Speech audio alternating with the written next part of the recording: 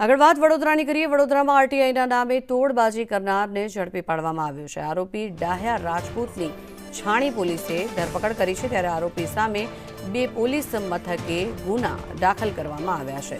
જમીન મામલે કેસ દાખલ કરવામાં આવ્યો અને કેસ કરીને ₹10 લાખ પડાવ્યા હોવાનું સામે આવ્યું છે। આરોપી વધુ 75 લાખ પડાવવા ધમકી આપી રહ્યો હતો, ત્યારે કલેક્ટર કચેરીમાં કેસ કરવામાં આવ્યો છે અને દાવા કરી ₹1 કરોડ પડાવ્યા હતા। આખરે છાણી પોલીસના હાથે આ તોડબાજ ઝડપી પડાયો છે।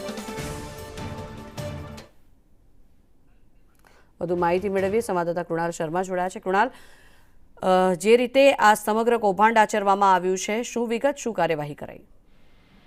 સુરતમાં તોડબાજ આરટીઆઈ એક્ટિવિસ્ટો સામે કાર્યવાહી થઈ હતી, ત્યારે વડોદરામાં પણ આ તોડબાજ આરટીઆઈ એક્ટિવિસ્ટ સામે કાર્યવાહી થઈ છે। ડાયા રાજપૂત નામ છે, ડાયાભાઈ રાજપૂત આરટીઆઈ કરતો હતો અને ખોટા કેસ પણ સંડોવવાનું સામે આવ્યું હતું।